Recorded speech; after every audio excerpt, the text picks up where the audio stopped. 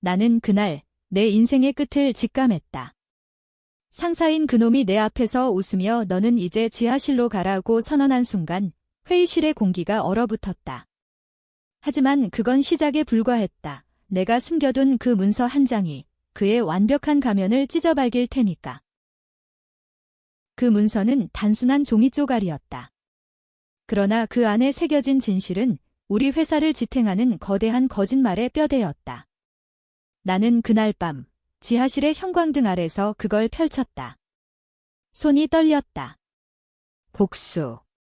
아니, 그건 정의였다. 아니면 그냥 광기.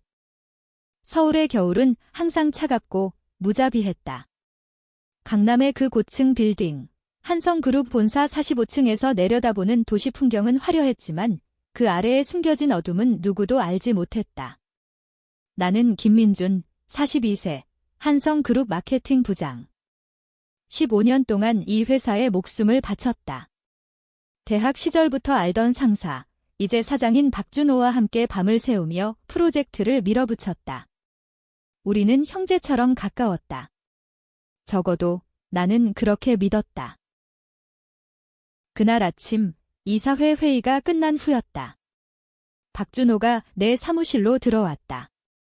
그의 미소는 평소처럼 부드러웠다. 민준아, 이번 분기 실적 좋았어. 내 덕분이야. 나는 고마워하며 고개를 숙였다. 하지만 그의 눈빛에 스치던 그림자가 나를 불안하게 만들었다. 그날 오후 갑작스러운 감사팀의 방문. 그들은 내 컴퓨터를 뒤지기 시작했다.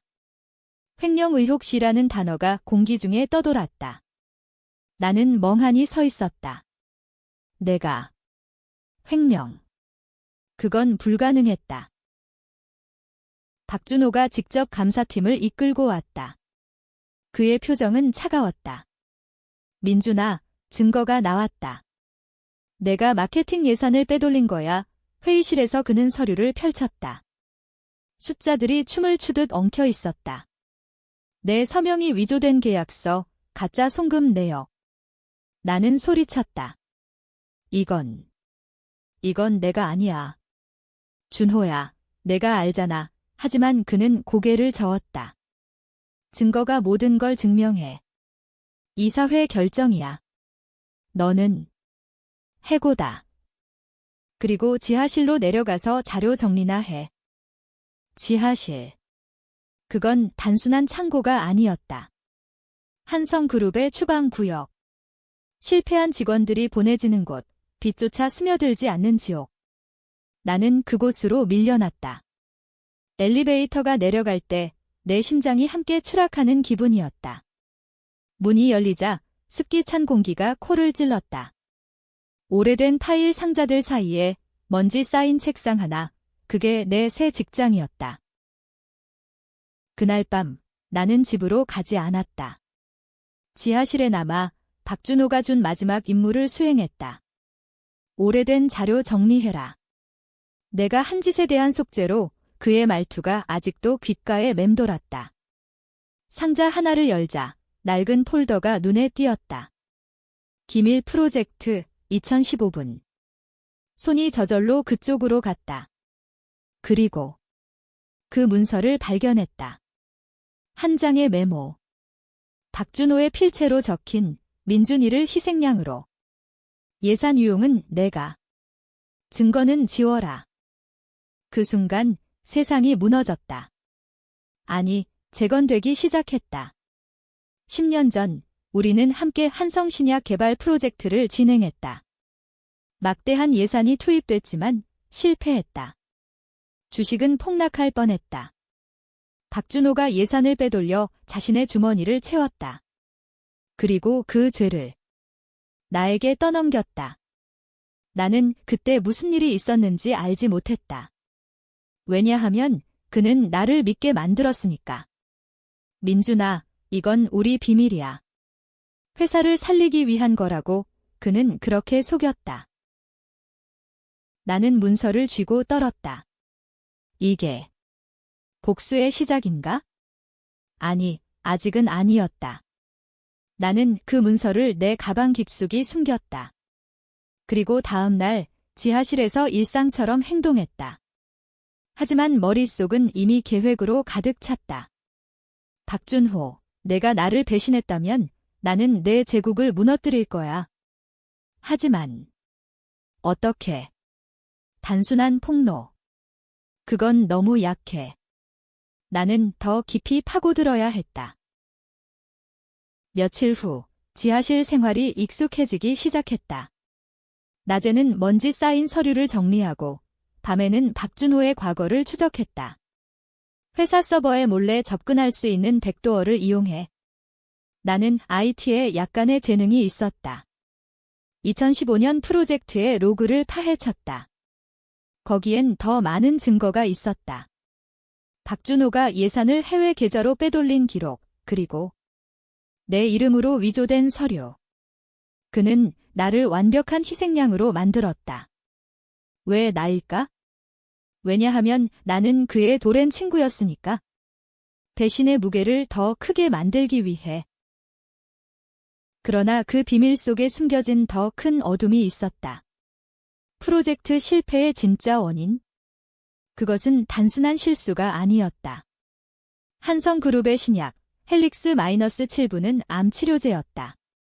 하지만 임상시험에서 치명적인 부작용이 발생했다. 환자 3명이 사망했다. 박준호는 그걸 은폐했다. 그리고 나에게 그 책임을 떠넘겼다. 민준아, 내가 서명한 거야. 그는 나를 설득했다. 나는 모르고 서명했다. 그날 나는 무죄를 주장할 수 없었다. 왜냐하면 내 손에 피가 묻었으니까. 아니, 그의 피였다. 이제 나는 알았다. 복수는 단순한 증거 폭로가 아니다. 그것은 그의 모든 것을 앗아가는 거였다. 그의 명예, 그의 가족, 그의 제국. 하지만 내 안에 스멀스멀 피어오르는 죄책감.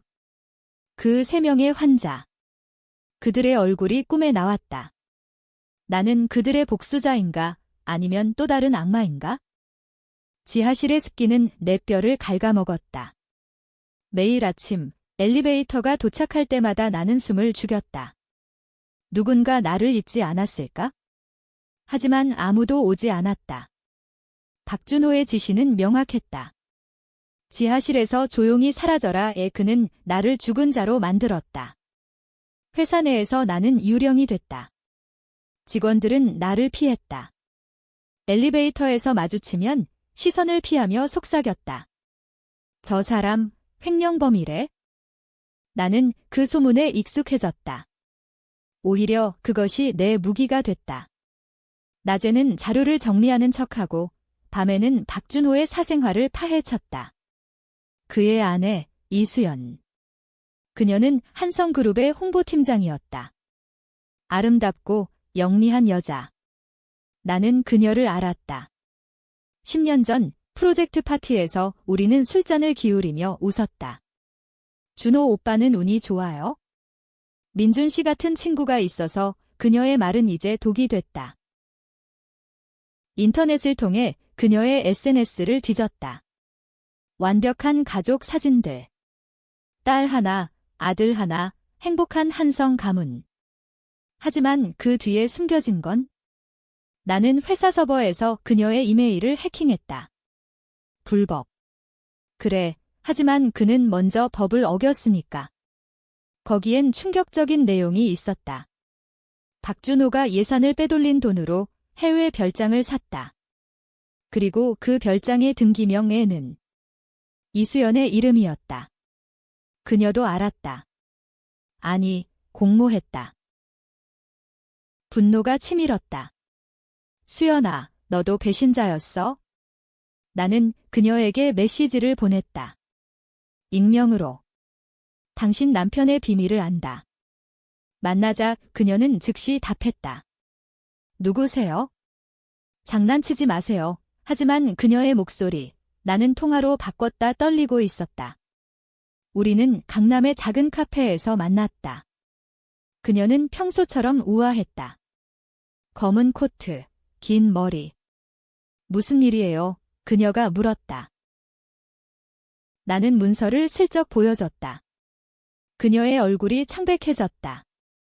이건 준호가 한 짓이야. 그리고 내가 도왔지. 그녀는 고개를 저었다. 아니에요. 저는 몰랐어요. 그냥 돈이 필요했어요. 딸아이가 병들었거든요. 그녀의 눈에 눈물이 고였다. 헬릭스-7의 부작용. 아니, 그녀의 딸이 그 약의 피해자 중 하나였다.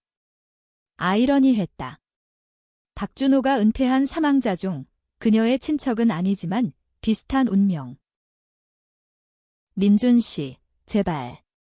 가족을 지켜주세요. 그녀가 애원했다. 나는 웃었다. 가족. 내 남편이 내 가족을 빼앗았어. 그는 나를 파괴했어. 우리는 거래를 했다. 그녀가 박준호의 비밀 계좌를 알려주면 나는 그녀를 끌어들이지 않겠다고. 하지만 내 마음속엔 이미 계획이 있었다. 그녀를 이용해 그를 무너뜨릴 거야. 사랑은 배신의 가장 날카로운 칼이니까. 그날 밤 지하실로 돌아와 나는 문서를 복사했다. 하나는 안전한 클라우드에, 하나는 USB에. 그리고 첫 번째 움직임을 시작했다. 회사 내부 포털에 익명 게시물을 올렸다. 한성그룹의 어둠, 2015 프로젝트의 진실, 첨부된 건 희미하게 왜곡된 문서 일부. 충분히 의심을 사게. 다음 날 회사에 파문이 일었다. 직원들이 속삭였다. 횡령이 아니라 더 큰 게 있대. 박준호의 사무실엔 감사팀이 다시 모였다. 그는 불안해했다. 나는 지하실에서 그의 발소리를 들었다. CCTV를 해킹한 덕분. 그는 복도를 서성였다. 민준이가 아직 살아있나? 그의 중얼거림이 녹음됐다. 살아있어, 준호야. 그리고 내 목을 조를 준비 중이야? 하지만 그 과정에서 내 안에 균열이 생겼다. 수연의 눈물. 그녀의 딸, 나는 정말 악마가 돼가고 있는 건가? 복수는 정의인가? 아니면 또 다른 죄? 박준호의 반격은 빨랐다. 익명 게시물 후 그는 보안팀을 동원했다. 누가 유포했는지 찾아라. 그의 목소리가 회의실에서 울렸다. 나는 지하실 모니터로 지켜봤다. 재미있었다. 그는 나를 의심하지 않았다. 왜냐하면 나는 짐이 죽은 사람이니까. 하지만 그는 조심스러워졌다. 밤늦게까지 사무실에 남아 과거 로그를 지웠다. 너무 늦었다, 준호야. 나는 수연을 다시 만났다. 이번엔 그녀의 제안이었다. 민준 씨, 준호가 이상해요. 당신 때문인가 봐요. 그녀의 눈엔 두려움이 가득했다. 우리는 한강공원 벤치에 앉았다. 바람이 차가웠다. 돈을 더 빼돌렸어요. 이번엔 주식 조작. 그녀가 속삭였다. 한성그룹의 주가가 불안정했다. 그는 내부 정보를 이용해 주식을 팔아치웠다. 그리고 그 돈으로 정치인을 매수했다. 국회의원 김태호. 한성의 다음 대형 프로젝트, 스마트시티의 허가권자. 이제 그림이 완성됐다. 박준호는 단순한 횡령범이 아니었다. 그는 권력의 꼭두각시를 움직이는 마에스트로였다. 나는 수연에게 물었다. 왜 나한테 말해? 내 남편을 배신하는 거잖아. 그녀는 한숨을 쉬었다. 가족을 지키려면 그를 버려야 해요. 그리고 당신, 민준 씨, 당신이 유일한 증인이에요. 증인. 나는 웃었다. 나는 피해자야. 하지만 이제 사냥꾼이지. 우리는 계획을 세웠다. 그녀가 박준호의 휴대폰을 훔쳐 녹음 앱을 설치. 그의 통화 기록을 캡처. 나는 그걸 이용해 김태호 의원에게 보낼 거였다. 한성그룹의 더러운 비밀. 하지만 그 과정에서 예상치 못한 일이 벌어졌다. 박준호가 지하실로 왔다. 직접. 문이 열리자 그의 그림자가 드리웠다. 민준아, 아직 여기 있나? 그의 목소리는 부드러웠다. 연기였다. 나는 책상 뒤에 숨었다. 그는 상자를 뒤지며 중얼거렸다. 그 문서.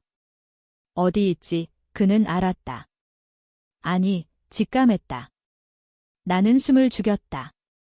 그가 돌아서서 나갔다. 하지만 그의 발자국 소리가 멀어지자 나는 깨달았다. 그는 나를 테스트한 거였다. 그날 나는 첫 번째 실수를 저질렀다. 수연에게 오늘 밤 증거를 모아라고 메시지를 보냈다. 하지만 그녀의 폰이 박준호의 손에 들어갔을지도. 다음 날 경찰이 지하실을 급습했다. 김민준 씨, 추가 혐의, 회사 기밀 유출, 나는 끌려갔다. 박준호의 미소가 경찰차 창밖으로 보였다. 민준아, 끝났어. 감방에서 나는 웃었다. 끝. 아니, 이제 시작이야. 나는 이미 증거를 외부 변호사에게 보냈다. 그리고 티스트. 그 변호사는 박준호의 사촌이었다. 배신의 연쇄. 나는 누구를 믿을 수 있나? 감방은 차갑고 고독했다. 철창 너머로 서울의 불빛이 희미하게 보였다. 나는 3일째였다. 박준호의 추가 혐의는 허위. 그는 나를 더 깊이 파묻으려 했다. 하지만 변호사, 그의 사촌 이정훈이 왔다. 민준 씨, 준호 형이 부탁했어요. 합의하면 풀어줄게요. 그의 눈빛은 교활했다. 나는 문서를 꺼냈다. 이걸 봐에 내 사촌이 한 짓이야. 그는 창백해졌다. 이건 폭로할 거야. 언론에 그는 거래를 제안했다. 돈 줄게. 10억. 나는 거절했다. 나는 돈이 아니라 진실을 원해. 그는 나갔다. 하지만 그날 밤 수연이 감방을 찾아왔다. 위장 방문. 민준 씨, 준호가 당신을 죽이려 해요. 그녀의 목소리가 떨렸다. 암살자. 아니, 자살로 위장. 공포가 스멀스멀 피어올랐다. 박준호의 잔인함은 상상 이상이었다. 나는 탈출 계획을 세웠다. 변호사를 이용해 보석 신청. 성공했다. 풀려난 나는 바로 움직였다. 김태호 의원을 만났다. 익명으로. 한성그룹의 주식 조작 증거의 그는 놀랐다. 이게 사실이라면. 대박이네요. 하지만 그는 박준호의 편이었다.